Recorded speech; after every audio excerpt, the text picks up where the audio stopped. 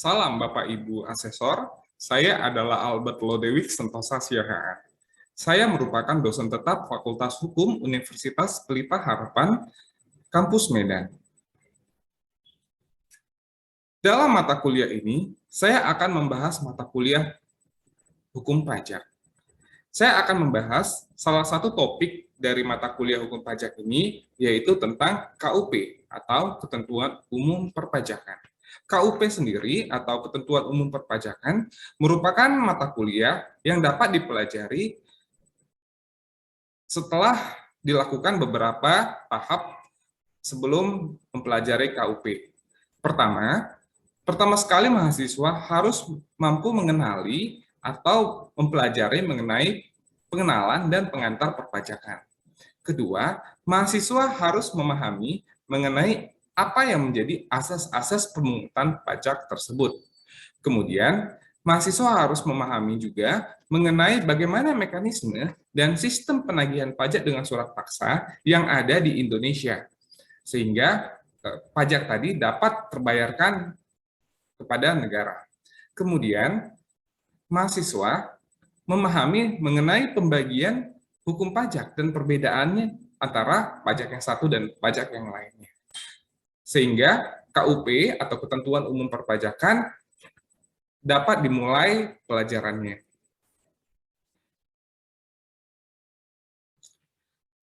Hukum pajak merupakan mata kuliah wajib untuk semua mahasiswa Fakultas Hukum dan jurusan lainnya di Universitas Pelita Harapan dengan bobot mata kuliah 2 SKS. Hukum pajak merupakan mata kuliah yang menguraikan tentang gambaran perpajakan di Indonesia dan bagaimana sistemnya serta peraturan-peraturan yang berkaitan dengan perpajakan itu sendiri. Tujuan umum mata kuliah hukum pajak yaitu mata kuliah ini bertujuan untuk menumbuhkan pandangan hidup Kristen melalui ilmu perpajakan di mana pajak merupakan objek vital untuk pembangunan nasional dan sumber tas pembelajaran yang biasa kami lakukan. Pertama, menggunakan komunikasi via WhatsApp, sehingga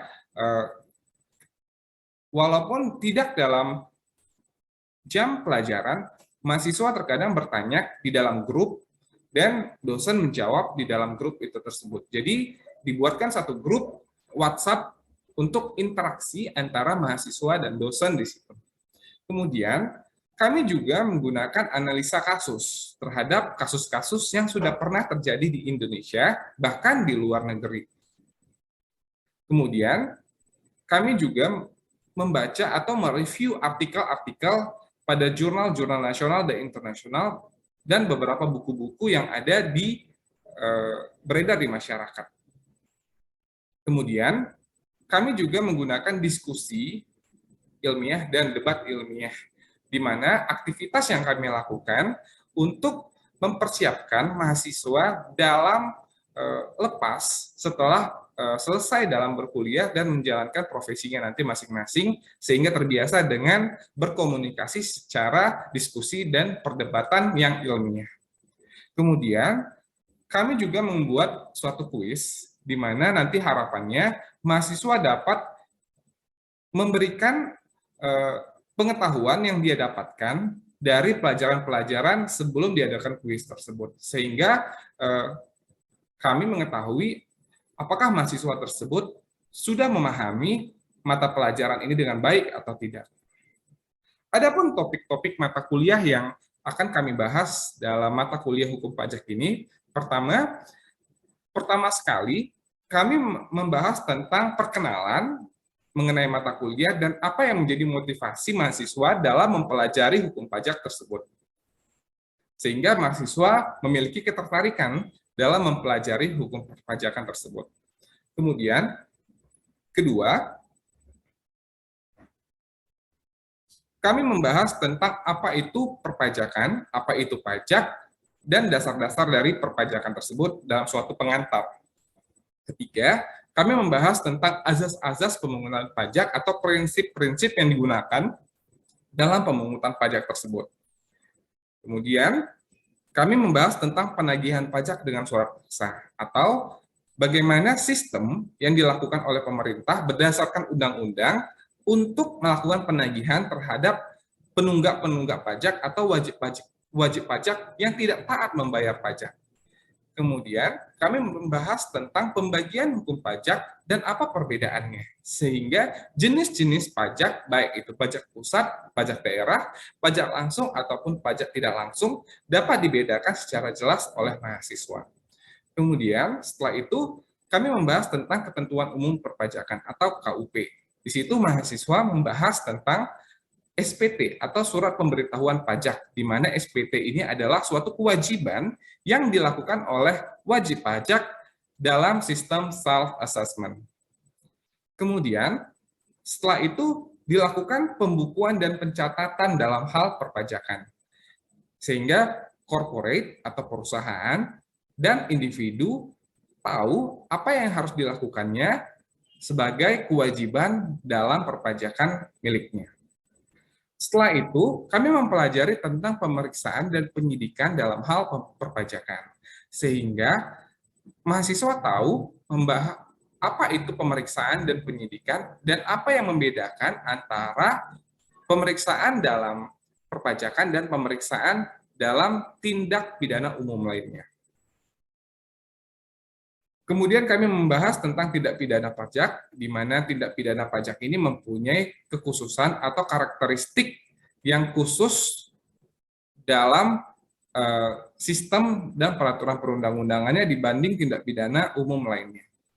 Kemudian kami membahas tentang pajak bumi bangunan dan bea perolehan hak tanah dan bangunan, di mana pajak ini adalah pajak daerah, di mana peraturan dan pengelolaannya dilakukan oleh pemerintah daerah pada saat ini. Setelah itu kami mengadakan ujian tengah semester, di mana tujuan dari ujian tengah semester ini untuk flashback dan mengetahui apakah mahasiswa mengetahui dan memahami pelajaran-pelajaran sebelumnya sehingga bisa dilakukan evaluasi terhadap pelajaran-pelajaran tersebut. Kemudian berikutnya, kami membahas tentang perselisihan dan sengketa pajak. Bahwa ternyata pajak sering sekali terjadi perselisihan, di mana pendapat wajib pajak berbeda dengan pandangan dari pemerintah selaku fiskus. Sehingga terjadi perselisihan dan sengketa pajak sampai akhirnya nanti ada pengadilan pajak dan Mahkamah Agung sebagai tempat penegakan hukum di dalam bidang perpajakan. Kemudian kami juga mempelajari tentang pajak penghasilan, di mana setiap orang yang mempunyai penghasilan ternyata mempunyai kewajiban perpajakan di dalamnya. Kemudian kami membahas tentang pajak pertambahan nilai atau PPN. Pajak pertambahan nilai adalah pajak yang dilakukan karena adanya transaksi atau objek pajak tersebut. Setelah itu semua dipelajari, kami ujian semester, di mana ujian semester ini biasanya kami lakukan dengan membuat suatu project, yaitu membuat suatu makalah, di mana makalah ini berkaitan dengan hukum pajak, sehingga mahasiswa di situ mengetahui isu-isu yang sudah dipelajari sebelumnya dituangkan dalam bentuk paper atau makalah tadi. Kemudian bagaimana interaksi kami di dalam kelas? Pertama, mahasiswa dan dosen menggunakan kuliah tatap muka. Ya, kuliah tatap muka bisa dilakukan secara daring dan luring. Dan setelah pandemi, kami selalu menggunakan daring. Kemudian kami juga menggunakan diskusi di grup WhatsApp, di mana mahasiswa dan dosen bisa bertanya dan menjawab, walaupun tidak dalam masa jam perkuliahan. Ketika ada hal-hal yang butuh ditanyakan, mahasiswa beberapa kali bertanya di grup WA sehingga bisa dijawab juga mungkin oleh mahasiswa lainnya yang mungkin sudah mengetahui jawaban tersebut. Kemudian antara mahasiswa dan dosen, kami sering sekali melakukan tanya dan jawab. Sehingga sebelum perkuliahan berlangsung, bahkan setelah perkuliahan berlangsung, kami mengadakan suatu diskusi untuk mengetahui gambaran bagaimana mahasiswa menanggapin apa yang dipresentasikan oleh dosen tersebut. Antara mahasiswa dan mahasiswa dilakukan interaksi dengan menggunakan diskusi dan debat ilmiah. Dalam mata kuliah hukum pajak, dosen menggunakan sistem diskusi dan debat ilmiah. Kami mengadakan pro dan kontra terhadap suatu isu-isu hukum nasional, seperti isu pro dan kontra mengenai teks amnesti jilid 2. Sehingga ada tim yang membahas tentang pro terhadap teks amnesti jilid 2, dan ada juga tim yang membahas tentang kontra terhadap teks amnesti jilid 2. Sehingga tim pro dan kontra tersebut memberikan argumentasi pada debat ilmiah tersebut, sehingga didapatkanlah solusi-solusi yang baik dan bijak dan ditangkap oleh mahasiswa lainnya. Dengan diskusi dan debat ini diharapkan mahasiswa dapat mempersiapkan diri dan mencarikan sumber referensi yang besar agar mereka dapat mempunyai argumentasi yang kuat dalam mempertahankan argumentasi-argumentasi di dalam forum perdebatan tadi. Mahasiswa dan mahasiswa juga dibuatkan tugas kelompok. Tugas kelompok ini membahas mengenai ide-ide apa, kreativitas apa yang bisa diberikan kepada pemerintah ataupun kepada masyarakat dalam hal bidang hukum perpajakan. Mahasiswa dan materi pelajaran, ya, mahasiswa sering sekali membuat video di mana ditugaskan membuat video untuk melihat dan memberikan dampak terhadap mahasiswa tersebut. Apakah mahasiswa tersebut dapat menjelaskan secara formal, ya, bagaimana pelajaran-pelajaran ditangkap tadi, atau mungkin memberikan pandangan, pendapat mengenai isu yang ada di dalam masyarakat, sehingga ditugaskan oleh dosen tersebut. Kemudian, mahasiswa dalam materi pelajaran, mahasiswa di situ membaca artikel yang ada pada jurnal-jurnal nasional maupun internasional. Kemudian mahasiswa juga membaca undang-undang yang sudah diberitahukan sebelumnya oleh dosen tersebut. Kemudian mahasiswa juga diharapkan mampu di situ menganalisa suatu kasus-kasus dan memberikan tanggapan terhadap kasus-kasus tersebut, dan sehingga mempunyai legal opinion terhadap kasus-kasus tersebut. Pendekatan pembelajaran yang dilakukan dalam kelas menggunakan metode flipped learning, sehingga mahasiswa harus dan wajib membaca terlebih dahulu materi-materi apa yang akan dipelajari, sehingga mahasiswa sudah mengetahui gambaran apa yang akan dipelajarin selama perkuliahan berlangsung. Pendekatan pembelajaran kami menggunakan metode learnoph.id, sehingga learnoph.id kami pergunakan di dalam media untuk berinteraksi antara dosen dan mahasiswa dan mahasiswa.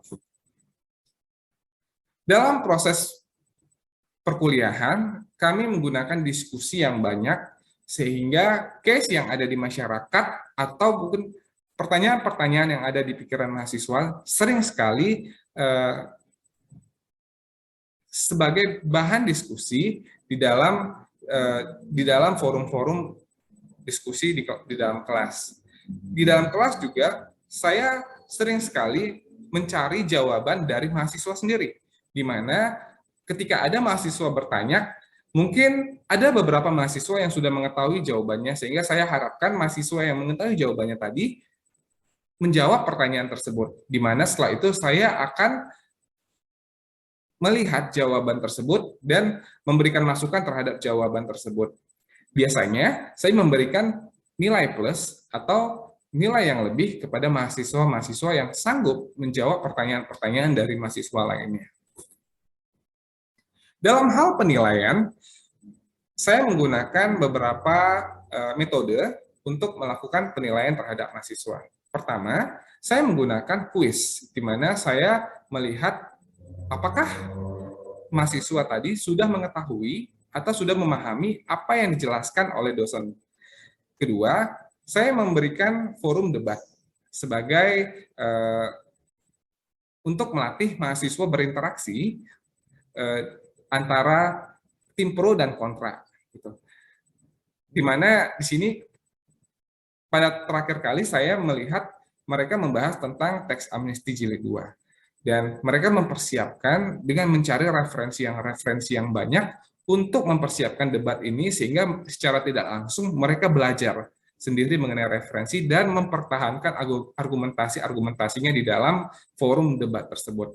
Kemudian dalam penilaian juga saya memberikan penugasan untuk membuat suatu paper dan dituangkan dalam bentuk makalah sebagai suatu proyek di mana mahasiswa diharapkan di situ untuk bisa memberikan pandangan-pandangan dan pendapat-pendapat mengenai isu-isu hukum yang ada di nasional maupun internasional mengenai hukum pajak. Dalam hal bobot penilaian, saya memberikan bobot penilaian UTS 30% atau ujian tengah semester sebanyak 30%. Di mana saya sering sekali UTS menggunakan mekanisme forum debat tersebut yang tadi sudah saya bicarakan sebelumnya. Kemudian saya menggunakan ujian akhir semester sebanyak 40% bobotnya. Di mana di situ diberikan dalam hal etika selama perkuliahan berlangsung dari pertemuan pertama sampai pertemuan ke-8 dan juga membuat makalah hukum di mana isu-isu hukum mengenai hukum perpajakan bisa dituangkan dalam makalah hukum tersebut sehingga mahasiswa tadi memberikan pandangan pendapatnya masing-masing dan dicek apakah keaslian dari makalah hukum tersebut sudah sesuai dengan mekanisme etika yang ada karena sering sekali di situ saya menggunakan cek Turnitin untuk melihat keaslian dari makalah hukum tersebut. Kemudian penugasan baik itu dengan kuis paper, ada juga kuis tanya jawab dan kuis membuat video yang di-share nanti ke Facebook dan di-tag kepada saya ataupun media sosial lainnya. Itu berbobot 30%. Jadi semuanya sudah tercapai 100%. Demikianlah pernyataan diri dosen pada unjuk kerja Tridharma Perguruan Tinggi di hadapan Bapak Ibu asesor. Selanjutnya, saya akan melanjutkan video pemaparan materi mengenai salah satu topik dalam mata kuliah hukum pajak, yaitu ketentuan umum perpajakan. Selamat pagi adik-adik sekalian. Hari ini kita membahas tentang salah satu topik dari mata kuliah hukum pajak, yaitu ketentuan umum dan tata cara perpajakan. Hukum pajak dibagi menjadi dua. Yang pertama, hukum pajak material atau yang disebut sebagai material tax law dan hukum pajak formil atau yang disebut sebagai formal tax law.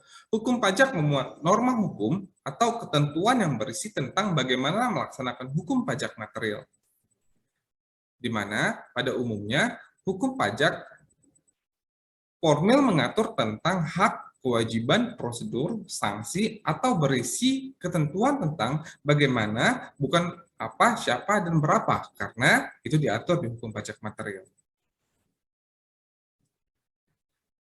Dasar aturan dari Undang-Undang Ketentuan Umum Perpajakan adalah Undang-Undang Nomor 6 Tahun 1983 yang terakhir sekali diubah dengan Undang-Undang Nomor 16 Tahun 2009. Undang-Undang Ketentuan Umum Perpajakan memuat ketentuan umum tata cara perpajakan yang pada prinsip diberlakukan bagi undang-undang pajak material kecuali dalam undang-undang pajak yang bersangkutan telah mengatur sendiri mengenai ketentuan umum dan tata cara perpajakannya.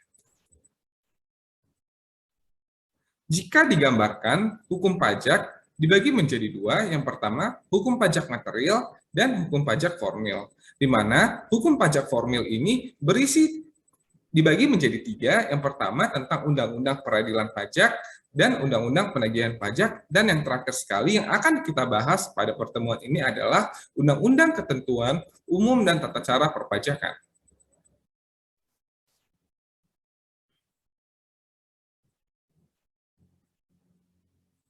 Hubungan Undang-Undang Ketentuan Umum Perpajakan dan Undang-Undang Pajak Material adalah bahwa Undang-Undang Material membahas tentang Undang-Undang Pajak Pertambahan Nilai dan Undang-Undang Pajak Penghasilan. di mana di dalam undang-undang material tadi akan membahas tentang subjek pajaknya siapa, objek pajaknya siapa, tarifnya bagaimana menghitungnya, dan menganut sistem SAS atau Self Assessment System, yang artinya bahwa setiap wajib pajak wajib menghitung, memperhitungkan, membayar, dan melaporkan sendiri pajaknya. Sehingga dibutuhkan kejujuran oleh wajib pajak terhadap negara atau fiskus yang sebagai pengelola perpajakan di negara Indonesia. Di dalam undang-undang formil, undang-undang ketentuan umum perpajakan mengatur tentang tata cara perpajakan dan penerapan sanksi agar pemungutan pajak terutang yang dihitung dalam undang-undang material tadi dapat menjadi suatu kenyataan, bukan hanya di dalam suatu peraturan perundang-undangan, tetapi dapat dilaksanakan oleh masyarakat. Self-assessment system, yang artinya bahwa masyarakat atau wajib pajak diminta untuk menghitung sendiri apa yang dihitung, yaitu pajaknya. Terus apalagi, yaitu memperhitungkan. Apa yang diperhitungkan adalah kredit pajaknya. Kemudian, wajib pajak diminta untuk membayar sendiri pajaknya dengan surat setoran pajak. Pada era sekarang, sudah menggunakan media perbankan atau langsung membayar ke rekening negara.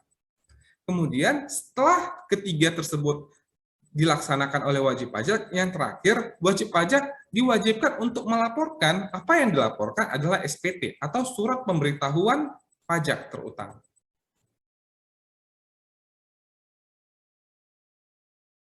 Di mana keempat ini dilakukan oleh sendiri wajib pajaknya.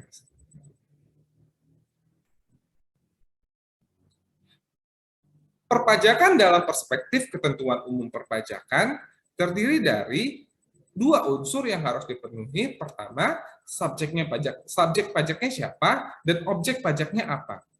Jika kedua unsur ini sudah memenuhi, maka disebut sebagai wajib pajak.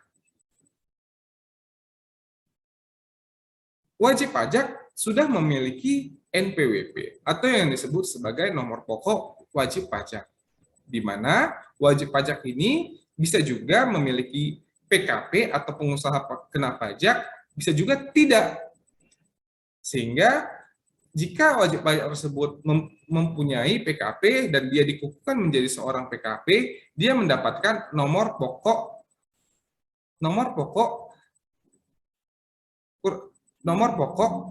pajak, nomor pokok kena pajak, di mana ketika wajib pajak tersebut sudah memiliki NPWP dan ataupun memiliki nomor pokok kena pajak, maka dia wajib menghitung, membayar, dan melaporkan, karena sistem yang dianut oleh perpajakan di Indonesia adalah self-assessment system.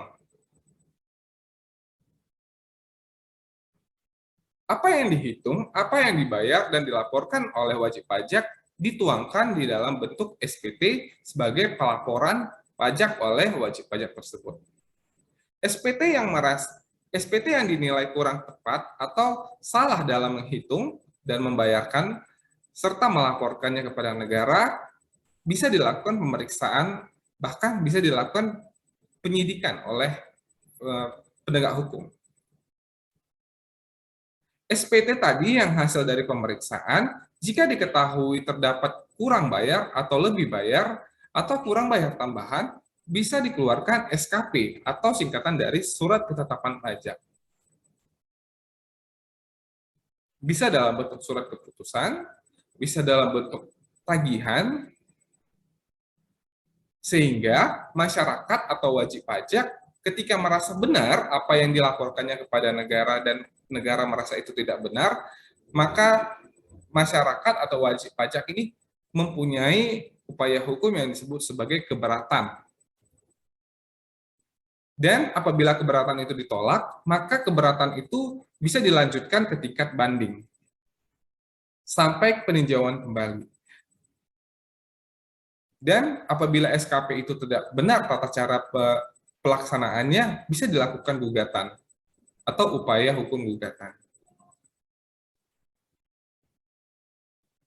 Jika dilihat dari gambar, ada 3 tempat untuk melakukan mekanisme atau proses perpajakan ini. Pertama, DJP atau Direktorat Jenderal Pajak, sampai ke tingkat keberatan tadi, yaitu di pengadilan pajak. Sedangkan gugatan dan banding itu berada pada pengadilan pajak, kemudian dilanjutkan dengan PK atau peninjauan kembali di Mahkamah Agung. Penghitungan PPh terhutang. Bagaimana menghitung PPh terhutang? Di sini harus diketahui berapa penghasilan bruto atau omset dalam suatu subjek pajak atau wajib pajak tersebut. Dikurangi dengan biaya pengurangan yang dilakukan untuk mendapatkan penghasilan tersebut. Didapatkanlah penghasilan neto atau penghasilan bersih. Dikurangi dengan kompensasi kerugian, baik dia individu atau perusahaan. Dikurangi dengan PTKP, melihat subjek pajaknya siapa. Karena PTKP berbeda-beda setiap wajib pajak, sehingga didapatlah penghasilan kena pajak. Penghasilan kena pajak ini dikalikan dengan tarif pajak penghasilan, sehingga dia didapatkanlah PPh terhutang. Demikianlah perkuliahan di hari ini. Kita lanjutkan perkuliahan di minggu depan. Terima kasih.